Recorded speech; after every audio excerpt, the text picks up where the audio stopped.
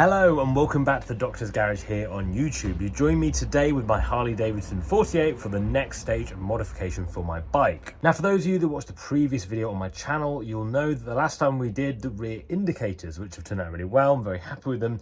However, today we've got to be sorting out the rest of that rear end. And so what I'm going to be doing today is changing the rear fender. I have a very different fender to what came off my motorcycle before, and I'll show you that right now. This is my previous Harley Davidson 48 fender, and this is what comes with the bike as standard, and this is my new one. So as you can see, quite a bit different, very much smaller than the previous one. And I'm doing this because it's going to shorten the rear end quite significantly, and I just think this wraps her over way too much of the rear tyre. So look at the bike as it is. You might have seen the rear indicator install we did last time. This rear fender now is simply a little screw hole in there, and I think it just goes on like that, but I'm yet to see if that is the case. It leaves things quite exposed. So on this video, what I'm going to do is I'm going to put this fender on. Let's see what it looks like, see what it rides like, and see whether that's something that is going to be a good idea long term or not. Let me know what you guys think in the comments if you've got any experience with a short fender. I know some people have no fender at all. That kind of terrifies me a little bit, the fear of slipping back into there.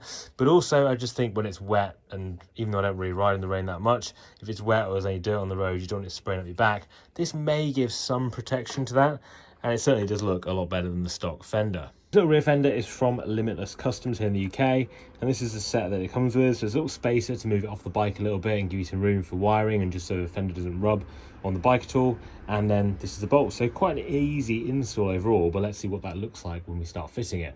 The first thing we're going to do is just drill this little hole that is in the top of the fender here. To both put the bolt through, space sits on top, I believe, and then the bolt just goes straight through that into there.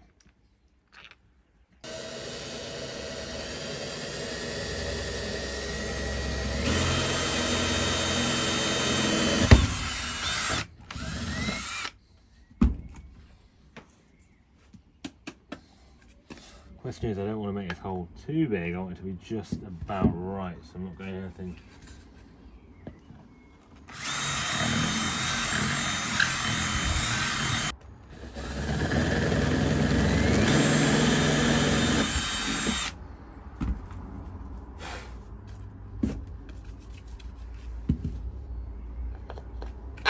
Perfect. So that's quite a nice tight fit through there.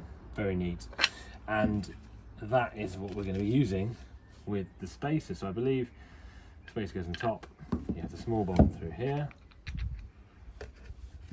and then not actually. This is also the seat that I got from Limitless Customs. It might seem like I'm sponsored by these guys, but honestly I don't even really know them at all. I just bought them online, so I thought the gear looked quite cool. This is a single solo seat with springs, and this is the new base for that seat. So we're going to fit all this together because this rear bit is where the fender bolt goes through as well. So I want to make sure it all kind of fits together. So we're going to do the seat at the same time with the fender, and then we can go for a proper test drive and see how it goes. So what we need to do is take this bolt out to start with, and this is where the seat is going to, or the seat frame is going to bolt onto. So get this out. So that is the start of the solo seat being fitted on. Taking the bolt off the front there. I put this bolt in the back here just to align it. It's quite hard to slip this down with the tank bracket, but it's on now and it's pretty well lined up actually. You can see straight through that. So I'm going to be putting the bolt through there, and I think that's correct. This is the base plate now. Springs sit on top of here, and it's all coming together really well actually. I've got the wires to sort out from the indicators still. There's not much you can do about these wires, but I've looked at builds of Harleys in general, and a lot of them still have the wiring like this. If you've got a better solution or you know what else you can do, please message me, let me know, drop me in the comments. What can you do about these wires to make them look less obvious, I guess? But I think looking at the builds that people sell for quite a lot of money, they still seem to have wiring like this on them. So let me know what you think. I think one of the things I'd say if you're doing this yourself is, I put this down here, but I shouldn't have really done this yet, because actually what I need to do is put this seat in the front one first. So the seat has threads in it, as you can see, and they go through different parts of this. I don't know what the middle one's for. Again, a bit lost with that. There's no instructions for this kit, but I did buy it about 2 years ago, so I'm not really sure what the middle one's for. It doesn't touch the bracket, but it feels like it needs a spacer. which I don't have at the moment, I don't think. I might have a look for one of them. But anyway, yeah, that goes in the front area. Those two go at the back of the springs. So I need to just get those bits together. But I would say put the front one in first.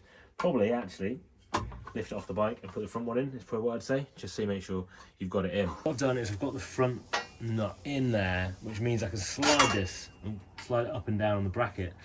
And now I just put it into that area, get it down again like it was before. So I think what is easiest is actually to put a bolt through the rear bit, just to hold it in place. It means you get the alignment better. And then you're almost lifting the tank up and putting it down together with the seat, new seat, solid seat bracket. Good, okay, so that's good. This now pivots on the front one, so that's all in. Front one looks good too. And this is where now you can move this seat. So I can move this backwards and forward to kind of match where I need to get to, where the springs are. Time now to put in this long nut that was in here before. Long bolt, sorry. From this side, so if I can go from this side and work this through.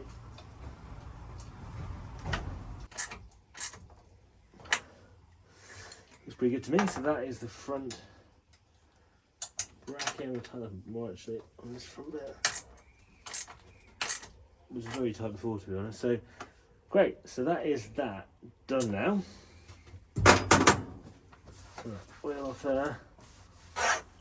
Great. So now what we can do is we can start looking at this rear, and we've got this seat now we can slide because we've fitted it quite loose. We can slide it up and down until we get to where we need to get to for that. So we can also get it out of the way, which is quite useful when we're looking at fitting these springs.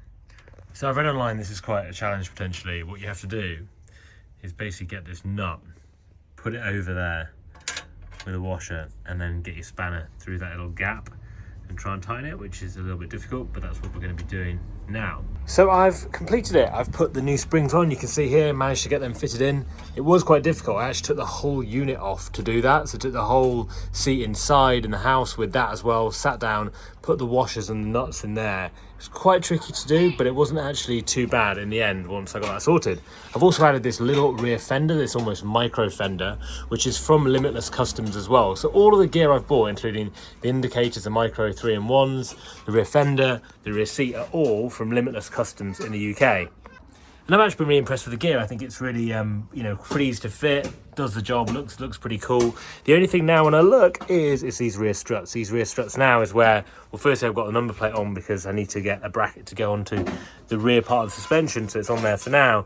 But I do want to get rid of these because although it looks cool, you can see these struts are a bit weird with it with the rear tyre. The indicators are really, really good, very smart indicators. They're also quite flexible as well, so they have a little rubber sort of bit on them there, so it means you can knock them and they don't get damaged at all, which is quite good. And overall I'm really impressed with how the bike looks, how it's coming on, just to get rid of those rear struts now, and that'll be the rear end for the most part for me, kind of tidied up. So I'm really pleased with that. I think it's gone really well. And in the next video, what I'm going to be doing with this bike is chopping those rear struts off, having a look at the front, doing more of the sort of style that I want to do with it. So I want to have a look in the front here and look at the front forks, get these blacked out and a few other things, kind of standard stuff that people do Sportsters. But for me, that's the look I want to do on this bike. So that's what we're going to be doing. So stay tuned, make you subscribe to the channel, like this video, let me know what you think in the comments below. Any tips or tricks you might have for me, let me know. One other thing people do mention about the rear fender is if it's wet, you get loads of spray up when you don't have a very long rear fender. However, I don't ride out when it's raining basically, so that's not going to be a problem for me. Anyway, thanks for watching the video, and I'll see you guys very soon.